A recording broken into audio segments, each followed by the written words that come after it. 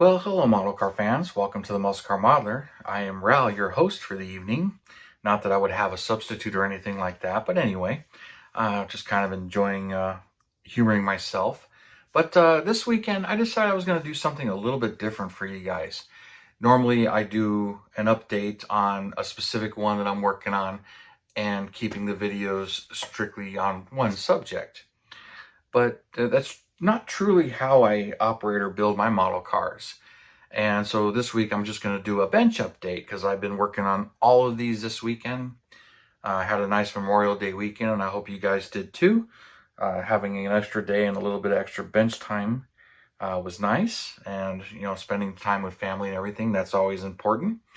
But I've had a few bouncing around on my desk, and many of these have not been on the channel. Some have been brief appearances, and I've got a lot of stuff going on. But with that said, I've got a whole bunch of started kits, and I've got a pile off to the side of me that are all started kits. And a lot of times I'll bring them out, look at them, and decide, okay, what do I need to do? What do I need to get moving on this one? And what do I need to do to stay focused or feature on the channel, or what might be next? So with that said, that's kind of how this one got started, which wasn't, but those of you guys who are familiar with the channel, thank you to my sponsor, Hobby Nut Models, and you guys please check them out in the video description below and everything. But I ordered a couple of kits from him, and I showed you the 4 parts kits he sent me. And this is the 66 El Camino. And, I had a parts kit already, one that didn't have the body but had a lot of the other parts, and I picked it up at a swap meet for like $5. And I combined it with a 66 wagon to put the stock hood on it and stock wheels. And, I've got that project. And I have another one of them in my stash, unbuilt, and was planning on doing a stock El Camino, which is cool. Doesn't excite me as much as kind of doing a custom. And since this one had the SS hood, which was included, I decided that I was playing with that. And I was just taking my time. And I went through and I inventoried this kit and to see what I had, what was there, what was missing. And between the 2 parts kits, do I have everything to build it? Well, it turns out the only thing I'm actually missing is the mirror now. Not a concern, as I plan to do this as kind of a day 2 custom or a 2-year-old custom. So like if I had this car in 68, add the SS hood, maybe update the wheels a little bit to rally wheels, which are in the box, and then a little bit of a hot rod, but not too crazy. Just a nice day 2 build, and just kind of have some fun with it. And that's where I started with this. So I did spend some time this weekend after I inventoried it and checked everything. And here I'll show you what's going on in here. So let's move some of this stuff a little bit, and we'll get to these here. But so I went through and I inventoried everything, and everything I need is now in this bag. And there's rally wheels and the stock wheels, and then all the parts here. But after I inventoried everything and to see what I had, I started to do some pre-assembly stuff. So let's get some of these things out here.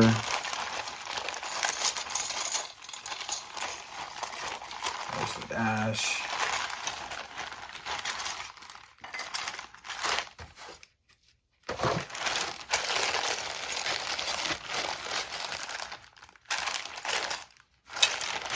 Where's the motor? Oh, here's the motor. So here we go.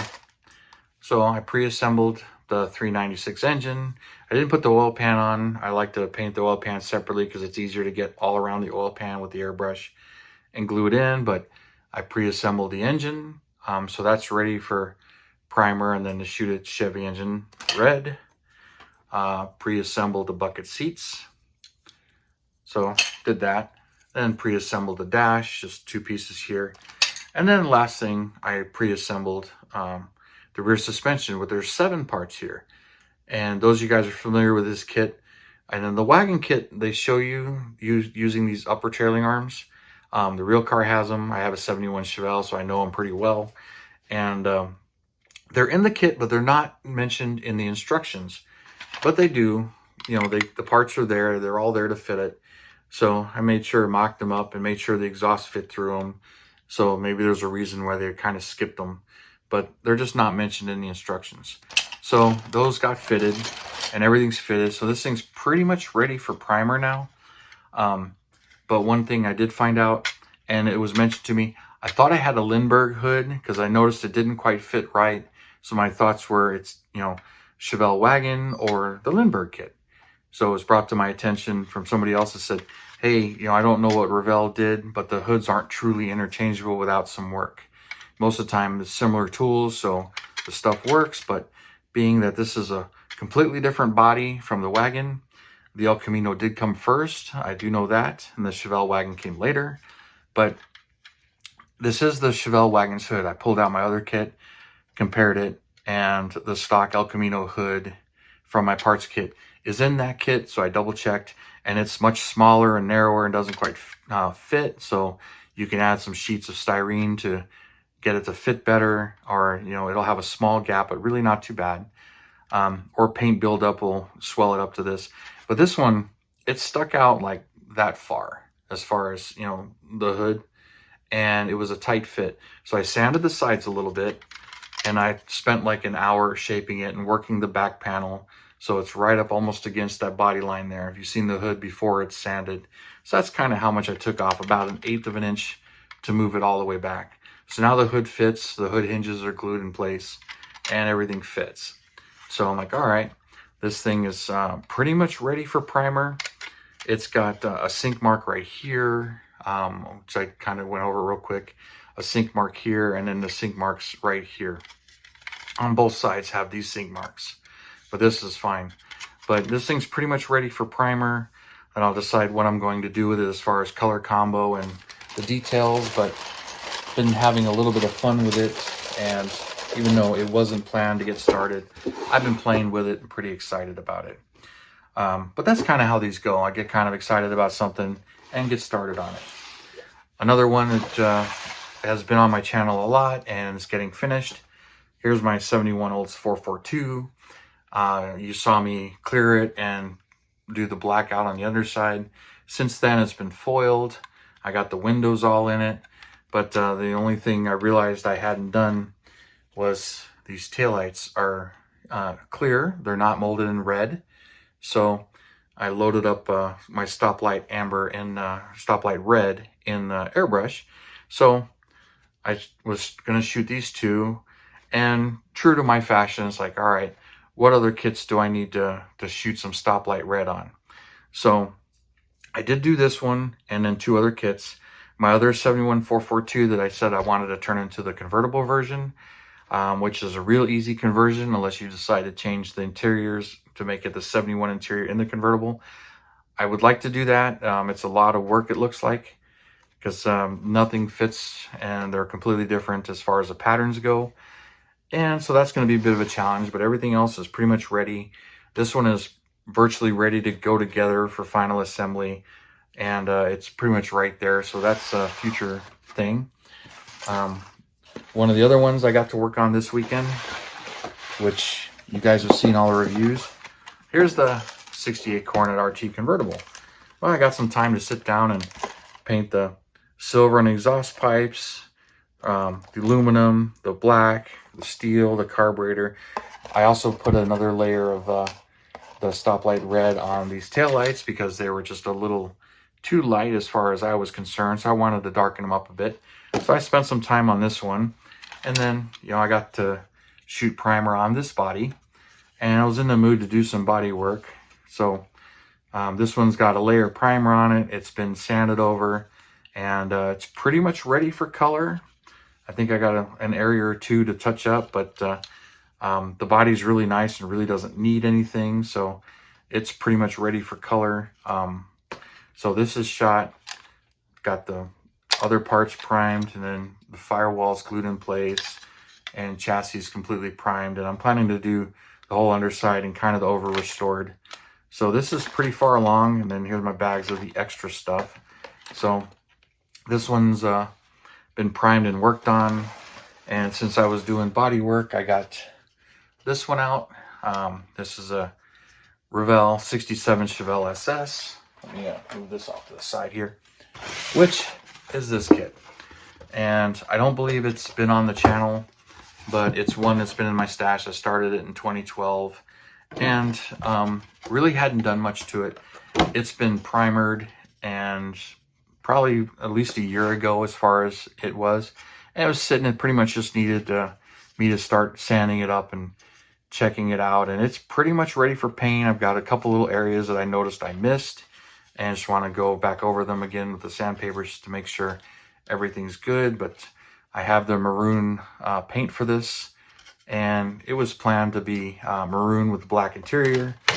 And I did the same thing with this. A lot of it has been pre-assembled back then. So seats are assembled, suspension's assembled, and engine was assembled and even painted Chevy engine orange. But I didn't clean up the oil pan that much, and I shot it with the paint. And this one wasn't primed, but this is probably from back in 2012 when I started it. As true to my fashion, I probably had this one kind of started and I shot 4 or 5 engines at the same time. So I've got a few of these. I know I've got a couple of 65 Impalas that I've also painted the engines, and that's all I've done to them. So this is one that back then I got the engine ready, shot it, and then had all the parts in here. But it didn't get much farther. It's kind of where it stalled. Is I meant to do it. It was going to be a quick build right out of the box. And that's where this one is. And that's what happened with that. But the last one was the same kind of thing. Here is another Baldwin Motion 69 Corvette. And I had primer on it, started working the mirrors and the bodywork. Now, this is the kit hood, but I opened the scoop up like I did my other one. So I had ground that out. And this is a resin body from Mickey Jerice. And he sent me this about a year and a half ago when I was doing my other one. So he contacted me and said he had this one. And would I be interested? And I'm like, heck yeah. This is the Baldwin Motion Phase 3 GT, as far as it's got the window, the flares, and the vents on the side. But it's the early version with the stock headlights and the stock taillights. And I wanted this version as well as the other one, which has the tunneled headlights and the custom taillights. Because there was 11 of these made by Baldwin Motion, and they're all pretty much different in some way or form. So when this one came my way, I'm like, all right. But I've been doing some of the body work to it, cleaning some things up. There were some mold things going on, and just cleaning it up, making sure everything fits. This side was actually broken, so it was glued back in place, and trying to get everything to line up. I had a bubble here and here, so those I kind of worked. And just general body work as far as cleaning up resin goes. Those of you guys are familiar with resin kits, that's just kind of common and par for the course. I've still got to clean these vents up as far as opening them up and getting them shaped just right, because there's bubbles and thin areas. So I've got some areas to clean up there. So it still needs some work, but it got a layer of primer on it within the last year, and it's just kind of been work it here, work it there. And there's been some body work that has been done up in here as far as cleaning it up and getting the hood and everything to fit nicely. So there's quite a bit of work in this one, even though it really hasn't been seen on the channel, only because I've had so many Corvettes on the channel and I've been very focused on Corvettes. So this one's also been on and off my bench many times, and just kind of playing with it here and playing with it there. But since I was in the mood for body work, that's why that was here. And then here's just one more to share with you guys, because some of you have been wondering. I've shown this before in its primer state. This is my 72 Duster 340 that's being built from the 71 Duster AMT kit. Now, as you can see, the bodywork is now completed, and it's painted Tor Red, which is Hemi Orange, but the Plymouth name is Tor Red. But it's the real mild metallic orange. As you can see, taillights have been converted to 72. I put the peak in the trunk and removed the marker lights completely. And I'm going to do the correct reflectors here in the correct location, because 71 had them much farther down, 72 had much higher, and they're more universal. So, but this one's ready for the decals, which, you know, I got a couple sets right here, and I got more decals in here. But so this one's, everything's painted, and the same thing, spent some time, got all the other bits and pieces painted and ready to go. Got the engine painted blue here. So it's pretty much getting there. I just need to get the decals on, and this one's going to get cleared, and things are going to move on with this one. But haven't updated this one in a while. Been kind of working on it, but not much. I've just had a lot of other stuff going on, and busy weekends, and life getting in the way. So haven't had a whole lot of modeling time as far as focusing on the stuff. But it was nice to really get some this weekend and kind of work on these. Well, those 5 really worked on this a little bit here and there. So, you know, these 6 are kind of moving along, even though this one wasn't really planned to get worked on. But since I had that stuff out and I was playing around with it, it's kind of how that goes. You know how it is. I'm sure I'm not alone in that particular matter. But this weekend I decided to show you kind of how my desk works, because most of the time I'm clearing it off, focusing on one for you, and update that. Or if I'm doing a video strictly so you can see me working on that particular kit, I'll do that video. But this weekend I just had some time to really enjoy it and work on a bunch of these and get some things done. So got some body work, and one's getting ready for paint here real soon. So and that's my plan. Get this one decaled, that one painted, and the Coronet RT painted. So that when I do clear, I have 3 of them ready to clear coat.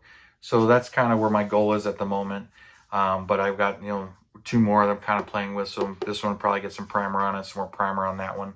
Playing with them, or rotate into my stash something else. Anyway, that's just how I feel and how I'm going about it, and that's what I do. So, or for those of you that are familiar with the channel, thank you for subscribing and watching and everything. I really appreciate it and love all the comments. Those of you that are new, please subscribe, hit that thumbs up button and the bell button so you can get all my latest uploads and everything. And check out my video library, because there's a lot in there, tips and tricks and builds and everything like that. So thank you for tuning in and everything. And you guys, you have a wonderful weekend. And I hope you guys had a great Memorial Day weekend. Talk to you soon. See ya.